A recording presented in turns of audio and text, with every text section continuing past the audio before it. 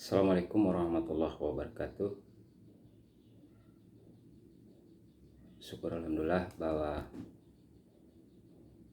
hari ini, siang ini, mudah-mudahan kita diberikan sehat, terutama pada saudara-saudaraku semuanya, baik yang ada di daerah maupun yang di Jakarta, Jabodetabek, dengan kejadian wabah ini. Mudah-mudahan cepat berakhir dan kita dalam keadaan lindungan, ya kan?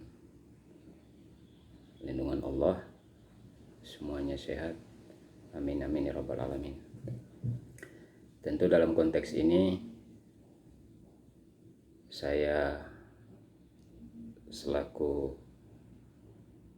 sebagai profesi lawyer dan praktisi gitu kan, meminta juga kepada saudara-saudara semua, saya sedang terkonsentrasi untuk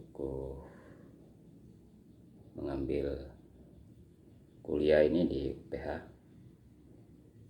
itu di pidana. Ini sudah mau berakhir nih, semester kedua. Ya mohon doanya aja. Kenapa gitu kan? Dengan alasan tentu saja bahwa ketika nanti kita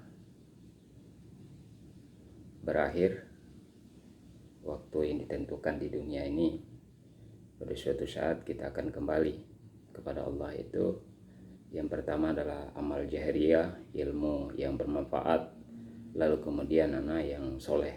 Ya mudah-mudahan dengan keilmuan ini, ya kan, paling tidak saya memberikan ya kepada saudara-saudaraku yang terkait dengan profesi saya sebagai selaku orang hukum. Tentu dalam paradigma atau perspektif saya, dengan berbagai penelitian atau menganalisis ya, terkait dengan perkembangan hukum, ya kan, terutama di Indonesia ini,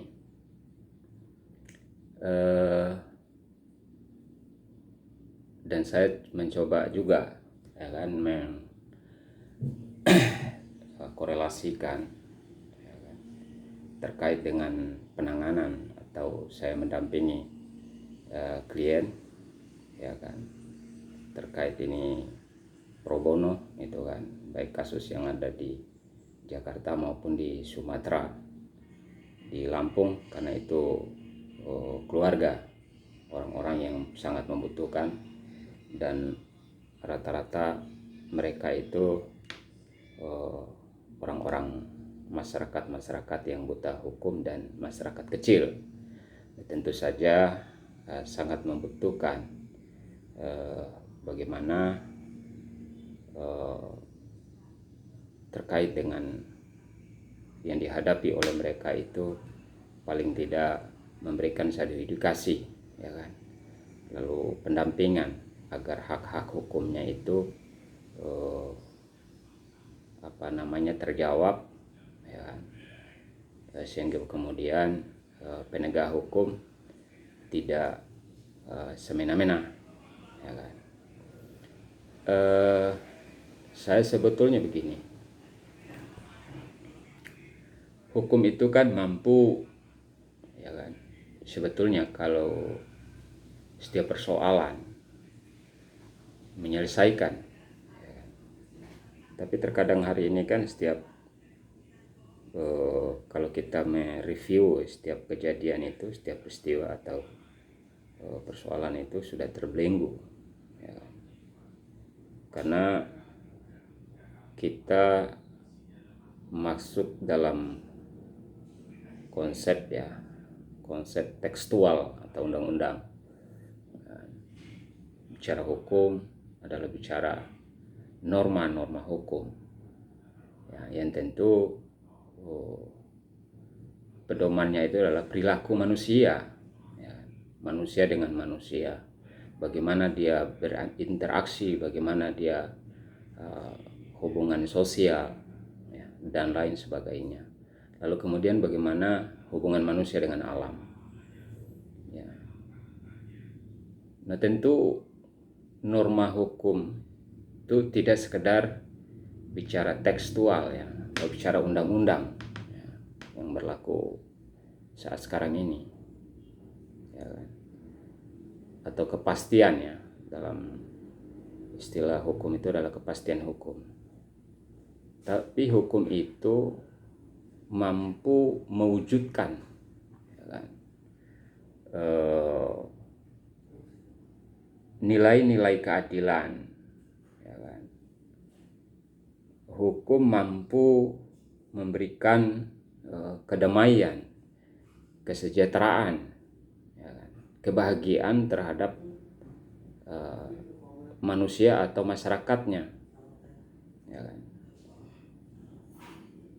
Jadi bagaimana manusia itu dengan manusia berinteraksi tadi, ya kan. Jadi ketika misalnya kalau kita mau analogi gitu kan, terjadi peristiwa hukum, ya, lalu kalau kita formulasikan atau apa sih yang terjadi gitu. Misalnya ketika kita menangani kasus misalnya di Sumatera itu terhadap masyarakat, ini kan kasus sederhana, ya, pidana ringan sebetulnya, 480 penada, yang pada awalnya itu klien ini sebetulnya tidak paham bahwa barang itu hasil penggelapan dan penipuan itu, ya kan, apa benar-benar atau tidak gitu. Karena pada prinsipnya karena mereka namanya pedagang kecil gitu kan, yang mengharapkan untung 1.000-2.000 gitu kan, tiba-tiba datang orang menawarkan barang, ya kan, ini kebetulan memang barang itu dibutuhkan, ya kan, diambil, dan itu baru kali itu gitu. Nah, hasil dari analisa kita, perspektif hukum gitu, kalau kita kembali kepada hukum pidana gitu kan, apakah ini sesuai dengan elemen-elemen hukum pidana itu, bahwa ada perbuatan atau mens reanya atau kesalahannya, ya, aktus serius, ya kan, ini bisa dibuktikan enggak? Sementara barang buktinya nggak ada. Barang bukti itu habis, ya, namanya mereka beli barang itu, ya kan, lalu kemudian barang itu dipakai. Nah, sebetulnya di sini, ya kan, penyidik atau penegak hukum itu, ya kan, silakan gitu, tahap proses hukumnya itu penyelidikan sampai pada tingkat penyidikan itu, apakah ini sesuai dengan fakta-fakta hukum, apakah ini sesuai dengan bukti-bukti, dua alat bukti, barang bukti. Nah, kan begitu. Ini harus betul-betul dari perspektif hukum pidana itu betul-betul dijalankan gitu kan.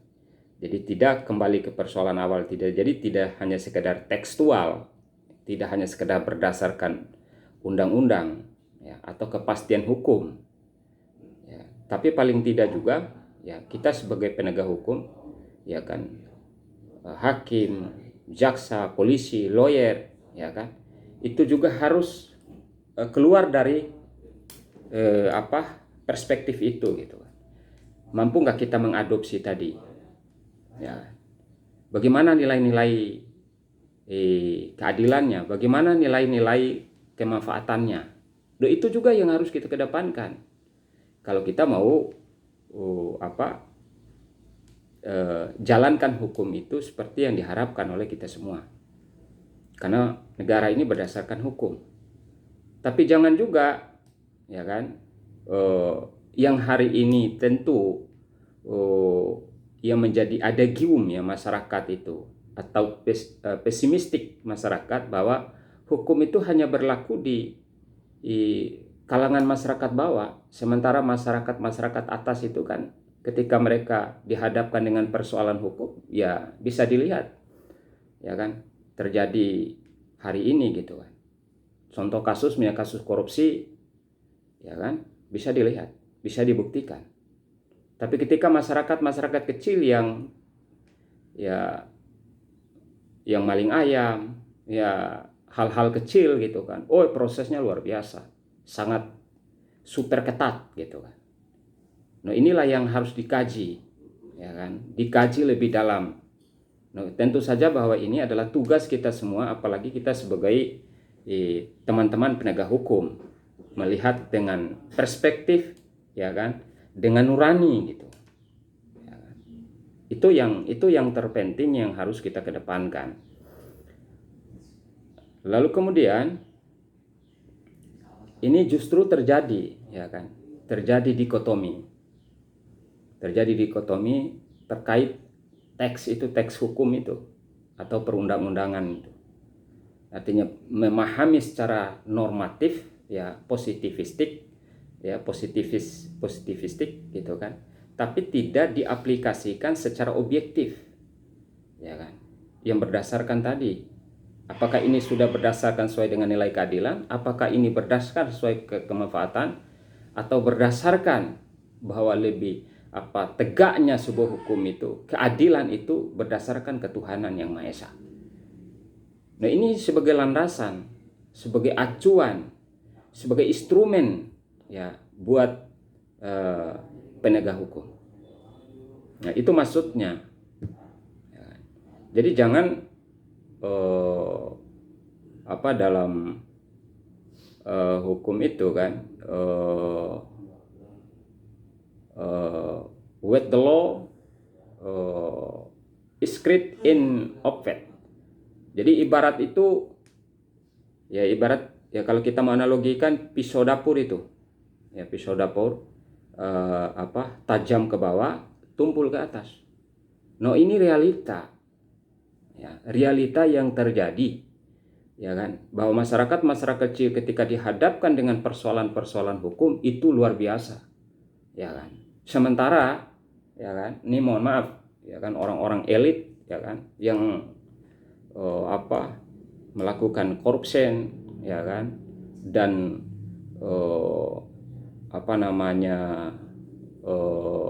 terkait dengan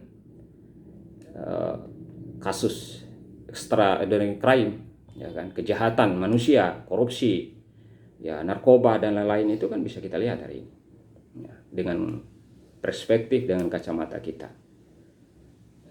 Ini yang secara pribadi saya sangat prihatin gitu. Ya mungkin juga teman-teman yang seprofesi, ya kan, dan teman-teman penegak hukum, mari, ya kan, ini menjadi satu spirit atau motivasi agar kita perbaiki ke depan, ya kan. Jangan lagi kita kesampingkan, ya kan. Sementara hukum itu adalah before the law.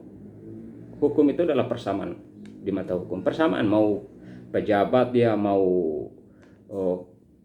kaya dia, mau pengusaha dia gitu kan, sama aja dengan rakyat itu. Tapi tadi kita harus kedepankan sejauh mana, ya kan, hati nurani kita, bagaimana nilai-nilai keadilan kita, bagaimana nilai-nilai itu tadi, nilai kemanfaatannya. Jadi bukan hanya ketika kita menangani persoalan kasus itu lalu kemudian sudah terbukti, ya kan, sesuai dengan fakta-fakta hukum, lalu kemudian itu di P21, lalu kemudian diadili, diputuskan, ya kan, sehingga kemudian di penjara kan.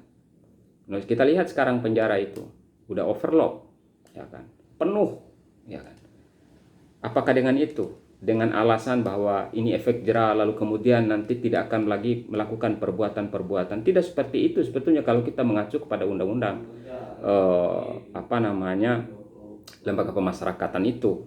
Bagaimana mengembalikan masyarakat itu agar bisa berinteraksi kembali normal, kembali kepada perilaku-perilaku yang baik sebetulnya. Nah itu yang harus kita lakukan, yang harus kita kedepankan, ya, terutama penegak hukum gitu kan. Nah, itu persoalannya. Tentu kemudian, ya kan, saya berharap gitu kan, bahwa kembali ke tadi, bahwa tujuan hukum itu adalah demi keadilan yang berdasarkan ketuhanan yang Maha Esa. Ini sejauh mana kita melakukan, sejauh mana kita menerapkan ini, aplikasinya, penerapannya. Apakah hanya sekedar ini sebagai kamuflase atau bagaimana? No, ini yang harus kita yang harus kita sama-sama memperjuangkan gitu. Jadi tidak hanya sekedar sebagai formalitas gitu kan, bahwa tujuan hukum itu adalah demi keadilan yang berdasarkan ketuhanan yang Maha Esa, dan itu yang harus sama-sama kita melakukan, ya kan, perubahan-perubahan ke depan. Nah, sehingga kemudian kalau kita melihat itu ada konsep-konsep gitu kan, selepas dari hukum normatif ya, atau tekstual tadi, ya kan. Tentu sekarang itu bagaimana kita lihat pergeseran itu mindset kita gitu kan, atau paradigma kita, ya, bahwa kita tidak hanya berbicara hukum itu pada konteks normatif, ya kan, pada konteks normatif positivistik, tapi bagaimana nilai-nilai norma-norma tadi, nilai-nilai keadilan, nilai-nilai kemanfaatan, nilai-nilai moralnya, nilai-nilai religinya, itu juga harus menjadi pertimbangan yang harus dikedepankan. Jadi jangan sampai kita ketika kita menangani persoalan hukum itu, ya udah, bahwa ini adalah harus disesuai dengan teksnya, harus begini, lalu kemudian kita diproses, ya kan, sesuai dengan tahapan-tahapan sehingga mereka dipenjarakan. Bukan itu sebetulnya tujuan hukum itu. Kalau kita mau menggali betul-betul hukum itu gitu. Lalu kemudian itu tadi, bahwa hukum normatif itu tekstual itu, ya kan, atau hukum tertulis itu hari ini adalah persoalannya ada tarik menarik, ya kan? Tarik menarik kepentingan, ya kan, tarik menarik yang terkait dengan ekonomi dan politik, ya kan?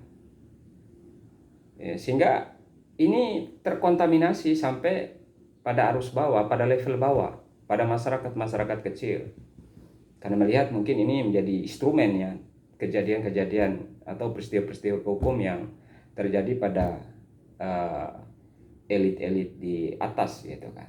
Nah, sehingga kemudian bahwa ini bergeser, tujuan hukum tadi lepas, ya kan, tujuan hukum tadi, bahwa sebuah keadilan itu adalah harus berdasarkan ketuhanan yang Maha Esa. Nah, itu sebetulnya. Nah, tentu kemudian dengan kondisi dengan kondisi itu gitu kan, bagaimana kita harus keluar dari persoalan itu, ya kan. Kasus yang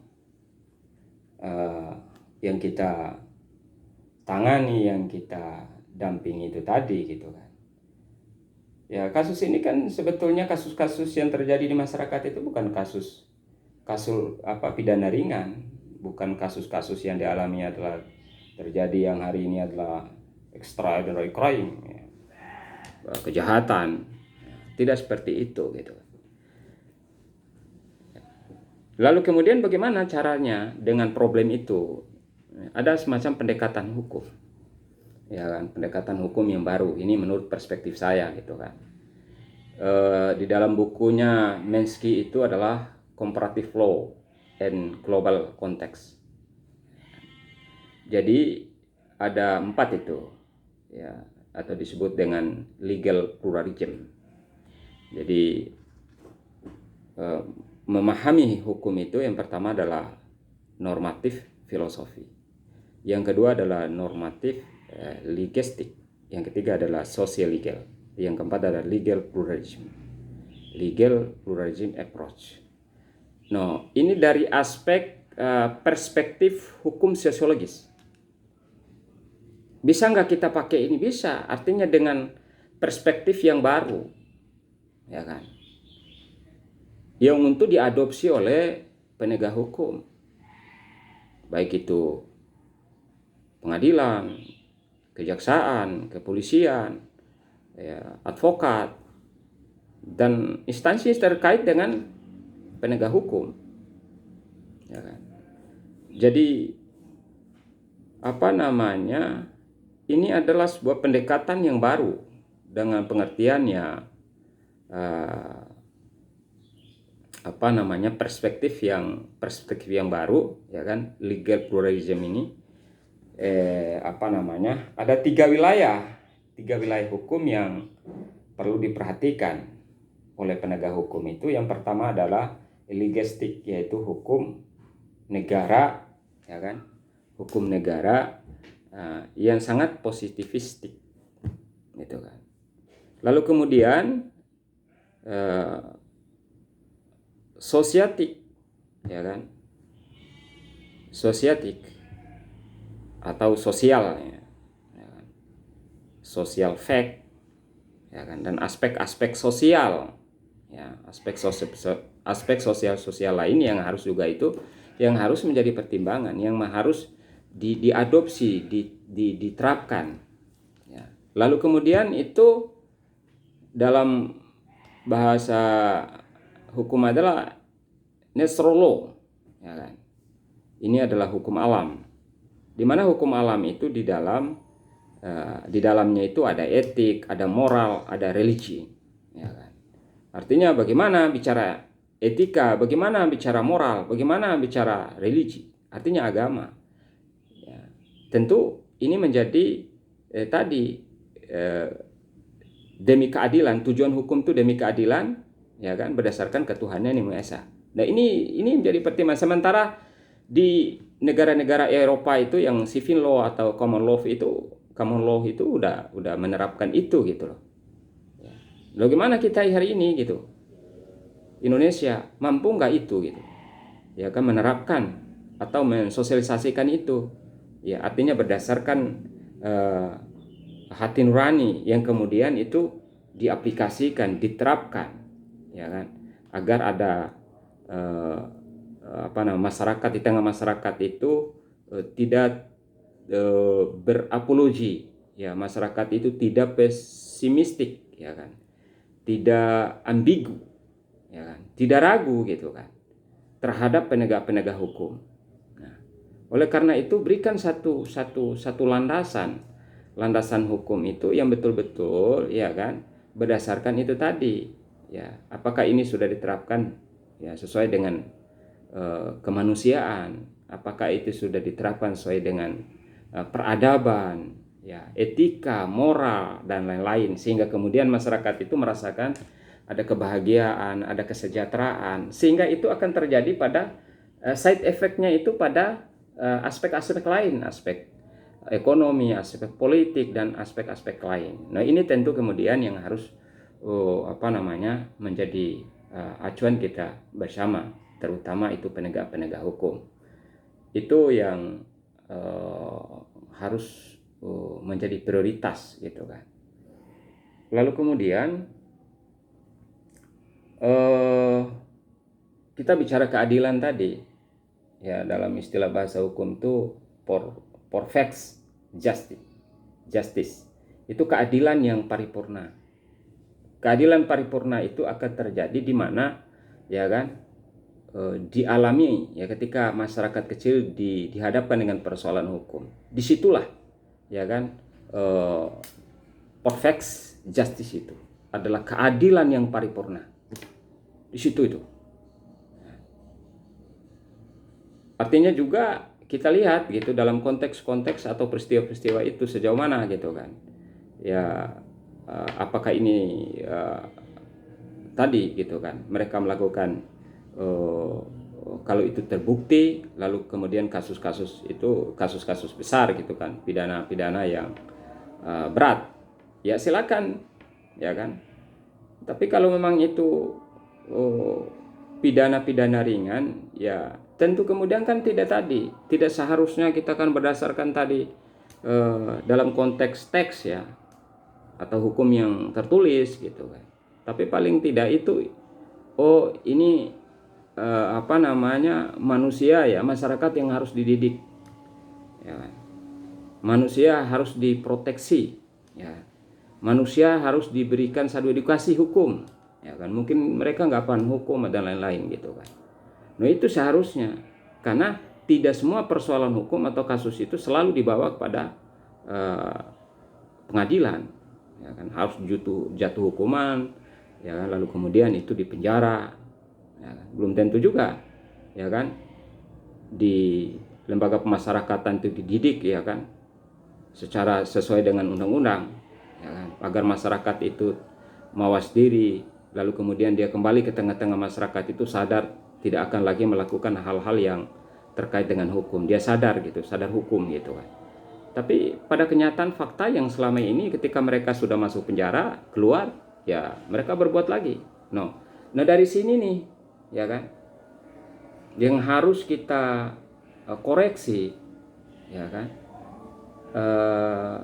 atau paling tidak itu dalam pribadi kita sebagai penegak hukum ada self correction, ya, arti introspeksi diri gitu. Kenapa bisa begini gitu kan? Apa karena tadi itu karena selalu kita mengedepankan itu adalah teks hukum, undang-undang itu aja gitu kan? Padahal kan ada hal-hal yang harus dikedepankan tadi, ya kan? Ada keadilan, ada manfaatnya gitu kan. Belum lagi itu tadi ya etika, moral. Apakah ketika kita misalnya menjatuhkan putusan hukum terhadap terpidana itu, terhadap terdakwa itu, apakah dia kita harus lihat juga bagaimana masyarakat, keluarganya, ya, anak istrinya yang sekolah, yang harus dikasih makan, bla bla, itu juga harus menjadi konsen. Jadi tidak serta merta itu kita menjalankan, ya kan, sebagai kewenangan kita, ya kan, kewenangan sebagai penegak hukum, lalu kemudian menjalankan hukum itu ya secara normatif saja, ya kan? Jadi kalau istilahnya itu ada jangan juga sampai seperti legal mekanisme, ya, sebagai tukang hukum, tapi kita harus ke depan juga sebagai pengadil. Arti ada jiwa, ya, bagaimana jiwa keadilan gitu yang harus timbul dari hati nurani ini untuk menerapkan itu, untuk mengaplikasikan, sehingga masyarakat itu sangat antusias, masyarakat itu sangat percaya kepada hukum ini. Ya, itu maksudnya, ya, itu saja sebetulnya. Jadi jangan juga karena tadi, ya kan, tapi ternyata pada prakteknya juga itu, ya kan, ketika kita sebagai profesi lawyer, ya, untuk mendampingi klien itu padahal secara profesional, sesuai dengan amanat undang-undang, kita sudah bikin surat kuasa, ya, kita serahkan ke pihak penyidik misalnya, ya kan. Kemudian kita itu gimana gitu, terkadang kita tidak direspon dengan baik. Coba kita lakukan diskusi-diskusi gitu kan, ada dialektika di situ, ya kan. Secara hukum filsafat itu kan, ini orang berfilosofis itu adalah orang yang betul-betul arif, ya kan, arif, bijak itu, agar didiskusikan itu kira-kira seperti apa formulasinya, bagaimana solusinya. Jadi tidak serta-merta juga kita itu hanya mendampingi juga, tidak, tapi kita memberikan satu terobosan-terobosan agar kita diskusikan itu, agar persoalan masyarakat itu bisa keluar dari persoalan hukumnya. Nah, itu maksudnya. Nah, terkadang ini yang menjadi dilematis gitu kan. Kemudian ketika kasus itu kita damping sampai pada saat sidang gitu kan. bagaimana kita melakukan pendampingan profesi itu. Terkadang juga ini, mohon maaf, ini hakim, ya kan? Kita terkadang itu dianggap sebagai second opinion, second opinion, second opini. Jadi kita itu hanya sekedar meminta pendapat saja, ya, tapi tidak pernah digali, tidak pernah didengar bagaimana untuk menggali, untuk didengarkan fakta-fakta hukum, ya kan, yang kita sampaikan selama proses itu.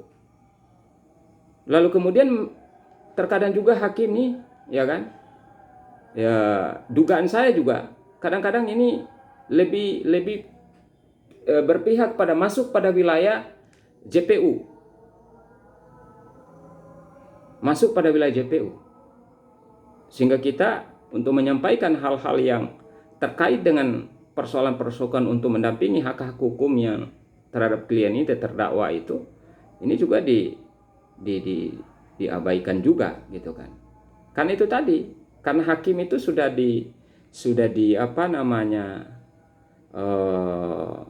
dibekali dengan kekuasaan kehakiman itu, ya, dimana seakan-akan mereka mengetahui semua terkait dengan ilmu hukum. Yang disebut itu adalah ius cruenove, ya kan, atau cruenove jus, atau istilahnya itu pros heta prefere hadetur, gitu. Jadi seakan-akan mereka itu paham betul, ya kan, hukum itu. Semua hukum itu dia dipaham, gitu. Sehingga udah mereka akan melakukan tadi dengan hak yang dibekali tadi, ya kan, sesuai dengan, kalau nggak salah itu pasal Undang-Undang 40 itu, kalau nggak salah pasal nomor 40 itu kalau nggak salah, terkait dengan kehakiman itu. Jadi hakim tuh itu masalahnya. Jadi tidak objektif, ya kan. Coba objektif, gitu kan, terkait dengan kepentingan JPU, ya kan, selaku mewakili negara, lalu kemudian penasihat hukum mewakili masyarakat. Nah, di sini itu harus objektif sebetulnya. Ya, jadi tidak hanya sekedar second opinion. Nah, itu maksudnya. Nah, oleh karena itu, ini tentu saja marilah kita perbaiki persoalan-persoalan seperti ini. Ya kan, mungkin ini menjadi